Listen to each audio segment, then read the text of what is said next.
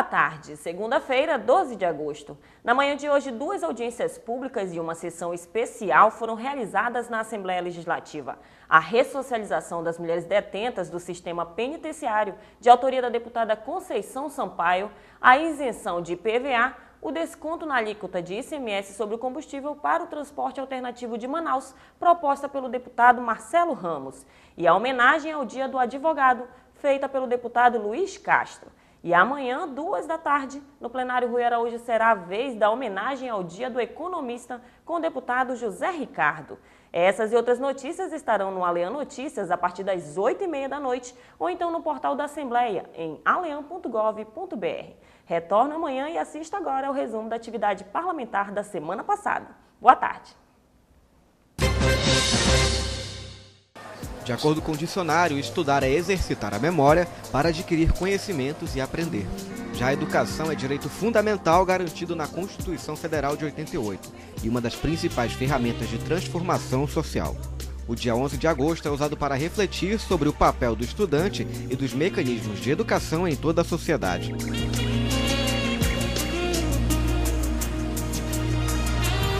Esse foi tema de sessão especial proposta pelo líder do Partido dos Trabalhadores na Casa, deputado José Ricardo. Líderes estudantis, representantes de instituições de ensino e do poder público, além de profissionais da educação, participaram das discussões. Para a União Nacional dos Estudantes, a data tem um significado especial em meio às manifestações que vêm ocorrendo no Brasil. Essa data também marca a efervescência, a luta popular, e eu acho que os estudantes demonstraram um pouco disso nas mobilizações de junho desse ano, mas também demonstram dia a dia por querer mais, por achar que a educação avançou, mas tem que avançar mais, por achar que as conquistas no transporte coletivo, na cultura, precisam avançar mais. Eu acho que ações como essa da Assembleia Legislativa, de abrir a casa do Poder Legislativo para o movimento estudantil, é a demonstração que a democracia brasileira tem buscado se consolidar, tem buscado se abrir mais à população brasileira. O deputado federal Francisco Praciano, presente na sessão, destacou o trabalho do governo federal na formulação do Estatuto do Estudante. O documento cria diretrizes dos direitos dos alunos, como proteção da segurança física, psicológica e moral dentro da escola. Dizendo o que é que todo mundo diz, juventude é o futuro, né? E a gente tem que tratar esse pessoal de 15 a 29 de forma priorizada. O Estatuto do Estudante, que ainda precisa ser sancionado, é um avanço na política do estudante brasileiro. O autor da sessão especial, o deputado José Ricardo, lembrou a importância do protagonismo que os estudantes assumem na luta por direitos pertinentes a toda a sociedade. No Amazonas, o petista destacou recentes viagens ao interior do estado. Na avaliação do parlamentar, o executivo precisa dar mais atenção à educação dos municípios interioranos. Boa parte da escola não tem quadra de esporte. Tem terreno, mas não tem a quadra. Não tem um auditório para poder ser utilizado para atividades culturais, recreativas, reuniões, teatro, música. Tudo isso desfavorece a juventude, né? Porque você não tem esse espaço para atividade física, para o esporte, e não tem espaço para a área cultural. Então é uma grande deficiência, sem falar nas bibliotecas. É muito difícil encontrar uma biblioteca funcionando e ter bibliotecário, ter profissional para estimular a leitura, para os estudantes terem acesso aos livros. Então nesses 3 aspectos você vê que a qualidade da educação não está boa. Aí você tem deficiência na área da internet, né, na área de informática, até coisas básicas como merenda, né, que anda faltando também em muitas escolas. É um panorama que precisa ser mudado. O deputado José Ricardo afirmou que todas as situações observadas no interior do estado são encaminhadas para a Secretaria de Estado de Educação. Durante uma reunião técnica envolvendo a Comissão Especial de Consolidação da Legislação Relativa à Pessoa com Deficiência, Comissão de Gestão e Serviços Públicos da Alean e a Associação dos Deficientes Físicos do Estado do Amazonas, ficou decidida a realização de uma audiência pública para discutir a aplicação de uma lei estadual de 2003, que nunca foi cumprida. A legislação cria uma premiação anual às empresas que se destacaram no respeito à lei das cotas, que garante de 2% a 5% das vagas de emprego às pessoas com deficiência. Muitas vezes as empresas justificam a não contratação pela falta de qualificação e a concessão de um título pela Alean pode ser um estímulo para que os empreendedores sejam socialmente comprometidos. Nós estamos trabalhando um projeto para apresentar a proposta de fazer uma audiência pública sobre a lei de cotas.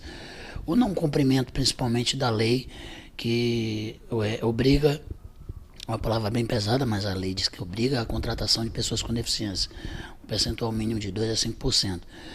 Então nós queremos fazer essa audiência primeiro para trazer a discussão do não cumprimento, aqueles que cumprem ou que não cumprem, quais são os problemas que levam ao não cumprimento. A partir da audiência, a gente lançar o selo de responsabilidade social, que é um troféu de responsabilidade social Destaque Amazonas, para as empresas que cumpriram essa legislação da lei de cotas. O presidente da ADEFA, Isaac Benayon, acredita que a aplicação da lei pode gerar marketing positivo para as empresas, que superam as metas de contratação de deficientes. A primeira coisa que a gente tem que observar é que tudo no Brasil e no mundo valoriza-se pelo grande marketing, né? Então o marketing é positivo quando o Estado vai oferecer através desse trabalho da comissão uma premiação. E isso entra no balanço social de qualquer empresa. Então, tem que ser cumprido a legislação, que já é desde 91, e com a premiação, isso traz uma referência, através de uma casa legislativa, para, com critério, dar essa premiação naquilo que a lei já obriga a inclusão das pessoas com deficiência, naquilo que é mais sagrado, que é o trabalho. A audiência pública para discutir a lei das cotas e o funcionamento da premiação, prevista para ser realizada em 21 de setembro, coincide com o Dia Nacional de Luta da Pessoa com Deficiência. A Lei Complementar número 416 foi aprovada na Câmara Federal no início de junho. Ela autoriza as Assembleias Estaduais a criação de municípios em todo o Brasil. Por ter sofrido alterações, o texto ainda precisa ser aprovado pelo Senado Federal. Depois da aprovação da lei, diversas comunidades do estado procuraram a Comissão de Assuntos Municipais, a Coman, em busca de informações. Um cronograma foi montado e na última quinta-feira a comissão esteve em Canumã, na área rural de Borba.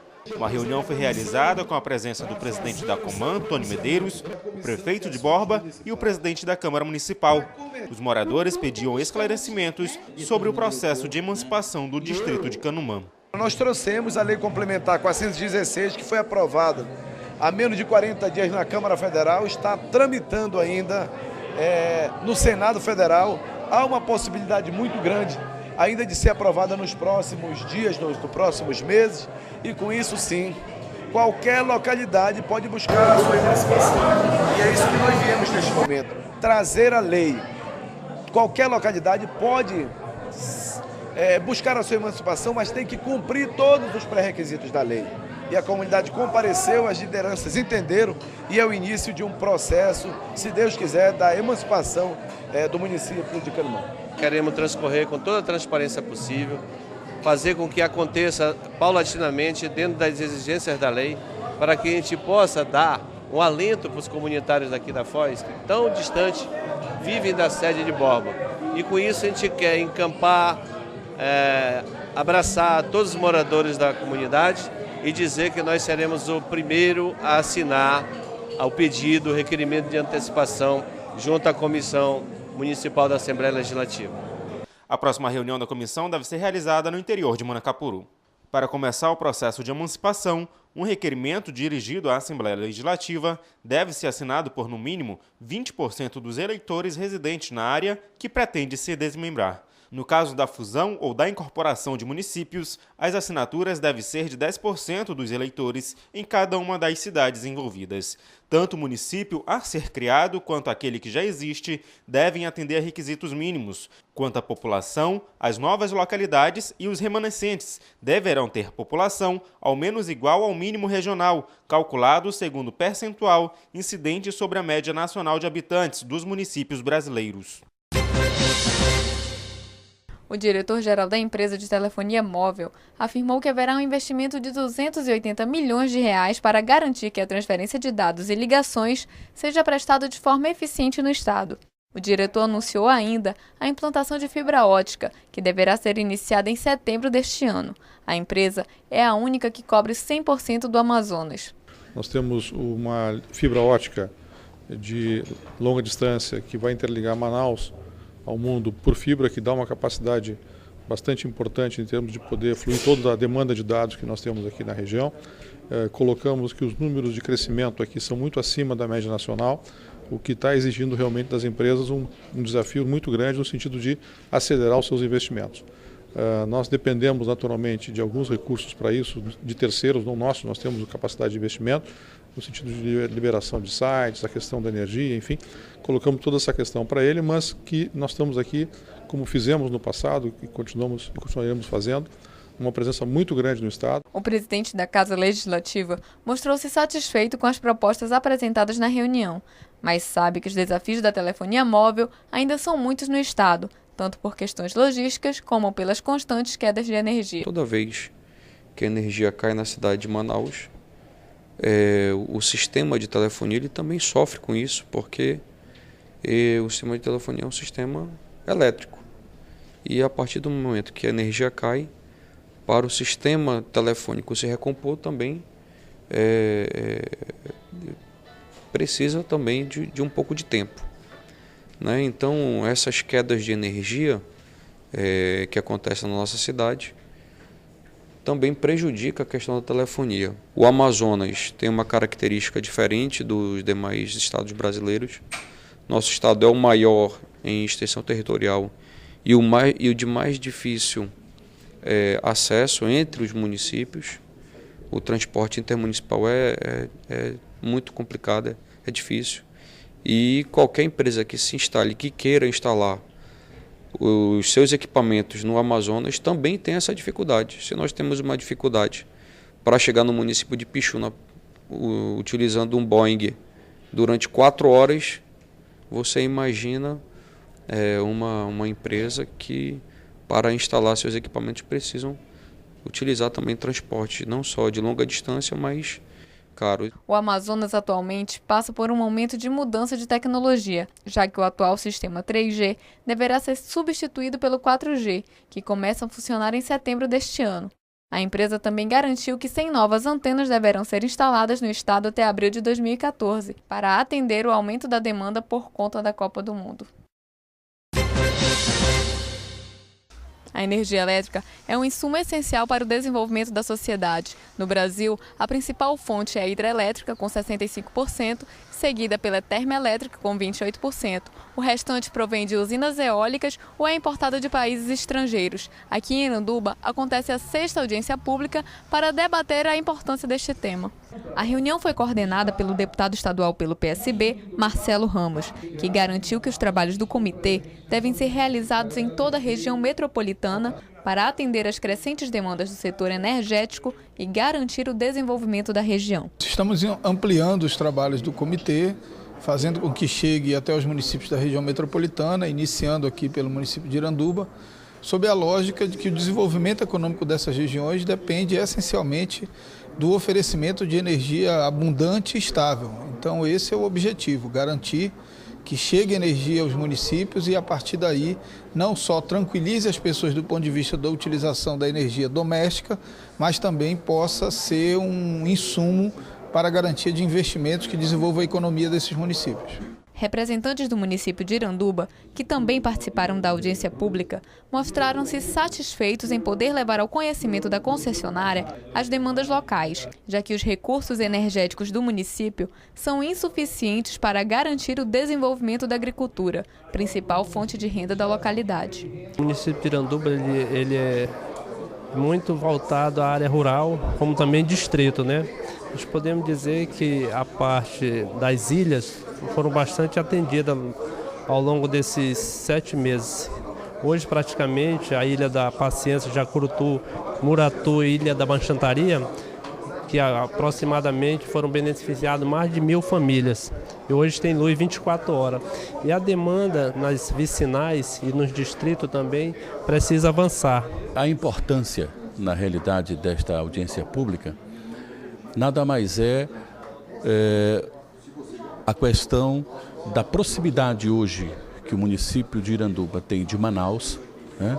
Então nós temos, ou seja, o programa Luz para Todos, quando fez aqui o seu levantamento, quando fez o levantamento aqui dos domicílios que seriam contemplados pelo programa Luz para Todos, isso já há algum tempo atrás, né, ele previa uma estimativa X. Hoje, com o advento da ponte, né, esse número multiplicou-se, né, por mais de 50 vezes na realidade. De acordo com a empresa concessionária de energia, novos investimentos já estão sendo realizados para garantir o desenvolvimento da região. Nós já temos uma usina aqui operando hoje com uma capacidade de 50 megawatts que atende Iranduba e Manacapuru, já com sobra. E estamos interligados a Manaus, que por sua vez está interligado ao Sistema Interligado Nacional. Ou seja, Iranduba hoje já está interligado ao Sistema Nacional de Energia. Isso facilita, tem todo o potencial do país inteiro à disposição então de Iranduba por estar interligado, embora em fase de teste. Essa reunião é muito importante. Esse comitê que foi criado, né, e coordenado pelo deputado Marcelo Ramos tem dado para nós muito subsídio de melhoria da nossa empresa. E esta reunião de hoje aqui no município de Iranduba, que faz parte da região metropolitana de Manaus, ela é importante, porque a gente vai poder ouvir as demandas da comunidade, das pessoas aqui de Iranduba, do prefeito, da Câmara Municipal, e assim que a gente possa cada vez mais melhorar o nosso serviço com relação à distribuição de energia elétrica nesse município. Também participou da audiência o Conselho de Defesa do Consumidor da Amazonas Energia, que na ocasião lançou uma cartilha explicativa esclarecendo as principais dúvidas dos consumidores. Os exemplares gratuitos também estarão disponíveis na sede da empresa, na Avenida 7 de Setembro. Essa cartilha nós vamos lançar aqui hoje, é uma contribuição do Conselho de Consumidores da Amazonas Energia para os próprios consumidores. E aqui tem toda a legislação que diz respeito aos direitos do consumidor, mas também aos seus deveres, né? Não tem só direito, tem dever também. Então, cada um tem que fazer a sua parte, o consumidor e a empresa concessionária de energia elétrica. A próxima audiência pública será realizada no dia 2 de setembro no município de Itacoatiara. O terminal pesqueiro construído para dar suporte aos pescadores do Amazonas ainda está fechado e em fase de discussão. Situação que dificulta a vida de dezenas de trabalhadores que perdem o produto por falta de local adequado para armazenamento e comercialização. A obra foi realizada pela Prefeitura de Manaus com recursos do Departamento Nacional de Infraestrutura de Transporte, o DENIT, e ainda não foi aberto por conta de problemas na infraestrutura. Construída há quase 2 anos, a unidade ainda não foi inaugurada por falta de equipamentos, como câmara frigorífica, fábrica de gelo e compressores. Além disso, a falta de um grupo de administradores para o local impedem a liberação do terminal. Situação que revoltou comerciantes que, na primeira semana de maio, invadiram o local e se recusaram a sair por não ter onde vender o pescado, já que a balsa alugada para servir de suporte foi retirada pelo proprietário por falta de pagamento. O problema foi debatido durante sessão plenária. O deputado Sinésio Campos solicitou ao secretário de Infraestrutura e Fomento da Pesca e Aquicultura, Eloy Souza, que se pronunciasse sobre a questão e destacou que o funcionamento do terminal pesqueiro deverá trazer soluções para o Estado. Até agora ninguém sabia quem mandava, como mandava e para que servia o terminal pesqueiro. Então creio que esta comissão, inclusive de caráter consultivo, eu vou sugerir ao Ministério da Pesca que seja incluído também um representante da Assembleia Legislativa nesse conselho, porque aqui existe uma comissão permanente da Pesca e Aquicultura. Eu creio que o que eu vou fazer também é um apelo ao doutor Eloy, que nesta comissão do Conselho Consultivo também seja inserido um representante da Assembleia Legislativa. Eloy Souza afirmou que após a escolha dos representantes do Conselho que definirá regras para o funcionamento do local, o ministro da Pesca, Marcelo Crivella, baixará uma portaria instituindo a criação do Conselho do Terminal Pesqueiro de Manaus para que a unidade possa ser liberada. A ideia era que se fizesse um convênio, mas em função do decreto presidencial que determina que a gestão dos terminais pesqueiros públicos seja nosso, o ministro optou que a gente realmente assumisse a gestão do terminal pesqueiro. O que nós vamos fazer hoje, o nosso superintendente já está encaminhando, são ofícios às entidades governamentais e da sociedade civil organizada da atividade pesqueira que indiquem representantes titulares e suplentes para compor o que já determina o decreto da formação de um conselho gestor. Esse conselho é um conselho consultivo e que discutirá de que forma o terminal será administrado, que tipo de taxas serão ou não cobradas, para que em seguida o Ministério consiga fazer essa gestão com base nas discussões que o próprio Conselho fez. O secretário afirmou ainda que, sem este grupo administrativo, não é possível fazer qualquer processo de licitação para a compra dos equipamentos que farão parte do patrimônio da União. O novo sistema de cotas da Universidade do Estado do Amazonas, UEA, deverá ser aprovado em breve na Assembleia Legislativa do Amazonas. E com isso, será utilizado já no próximo vestibular previsto para ocorrer em novembro deste ano. O presidente da Comissão de Educação da Casa, deputado democrata Sidney Leite, acompanhou o anúncio feito pelo vice-governador do estado, José Melo.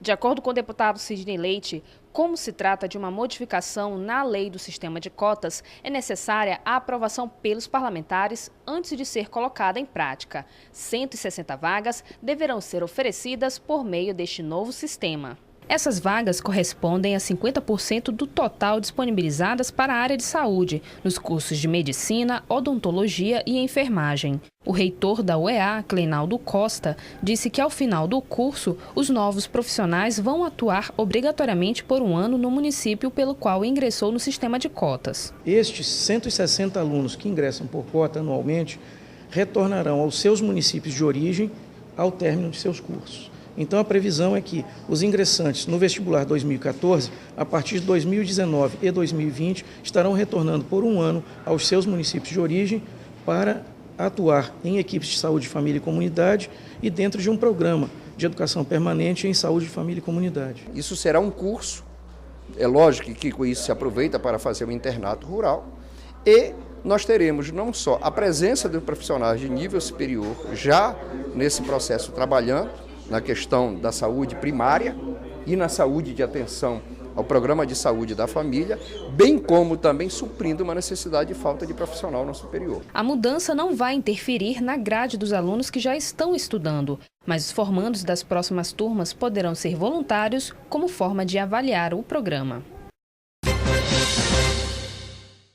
A pauta da reunião foi a meta 4 da proposta para o novo Plano de Educação Nacional, que o governo federal deve levar à votação no Congresso. As APAES e Pestalozes em todo o país reclamam que a meta modifica o formato das instituições, transformando-as em escolas especiais.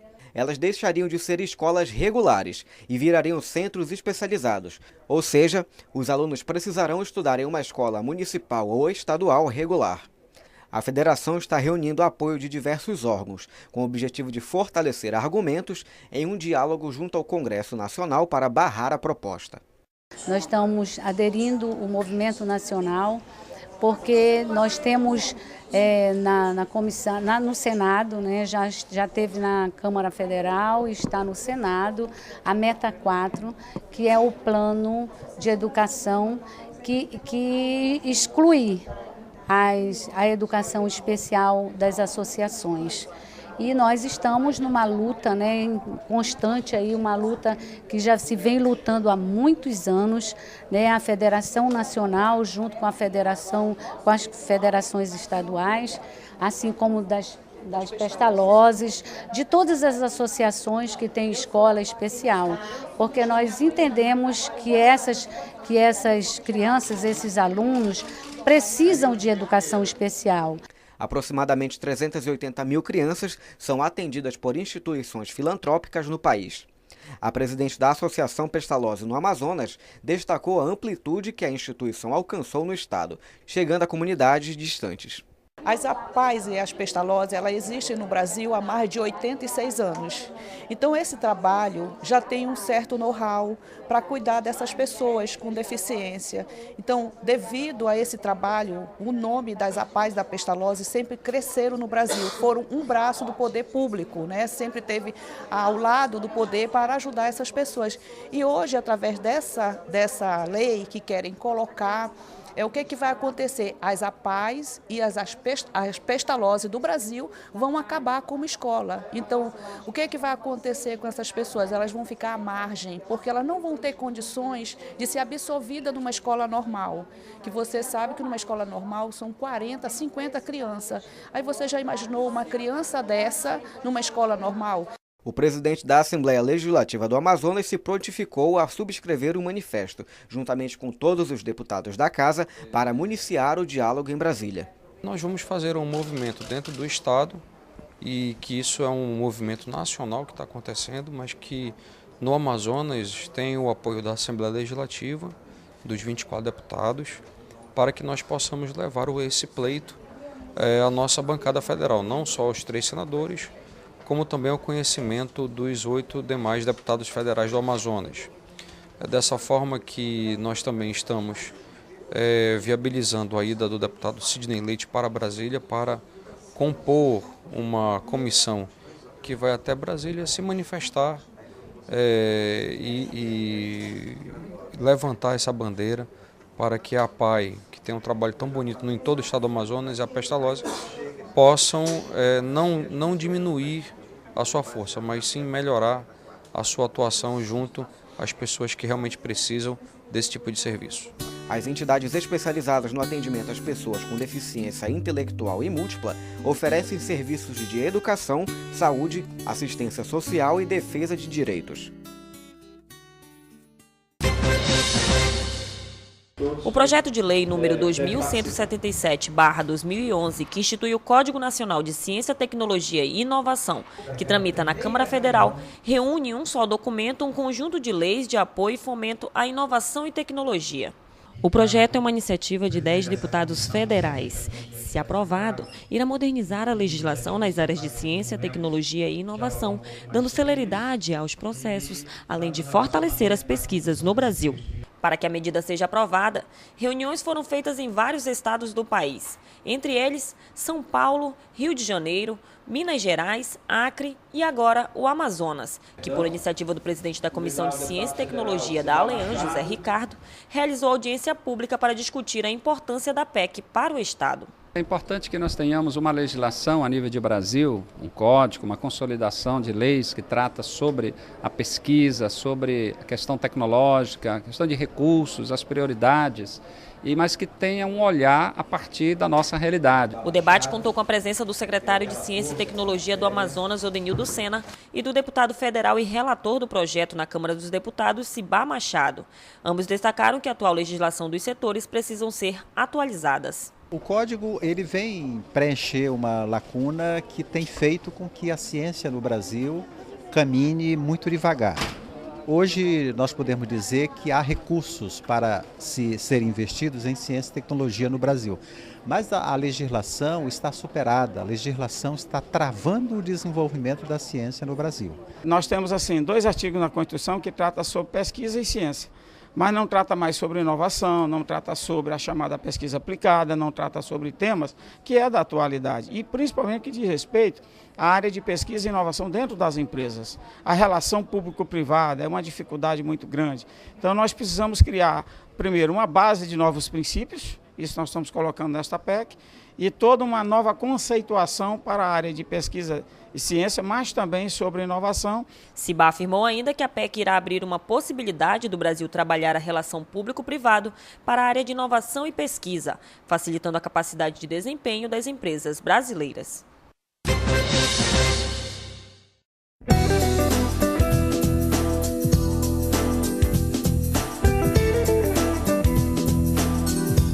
Empreendedores do Brasil estarão reunidos neste fim de semana no Clube do Trabalhador, o SESI, localizado no bairro São José Operário, zona leste de Manaus, para expor produtos na 12ª Feira Interativa Gente e Negócios. Durante o evento, será realizado o Simpósio Nacional de Empreendedorismo. Nós estaremos trazendo orientações empreendedoras, como você gerir os seus negócios, como você calcular o seu preço final, que é um dos grandes gargalos que a gente tem sentido na micro e pequena empresa e no empreendedor individual também. Isso é tratar de negócios. Estaremos também passando orientações sobre os negócios coletivos, o sistema cooperativista e associativista de trabalho. Porque muitas atividades elas não se sustentam se você não tiver uma cultura da cooperação agregada. O presidente da Frente Parlamentar de Apoio à Micro e Pequena Empresa, deputado Adjilto Afonso, esteve presente no evento e falou sobre a importância de apoiar quem é empreendedor. Eu vejo de uma importância muito grande. Primeiro, porque nós precisamos incentivar essas pessoas a se tornarem empreendedores. Na hora que a gente faz um simpósio a nível nacional, não tenho dúvida de que muitas pessoas que hoje vivem na informalidade, que querem se tornar empreendedor, vão buscar certamente esse aprendizado para se tornar empreendedor. Neste sábado e domingo, a feira estará aberta ao público das 10 até as 17 horas.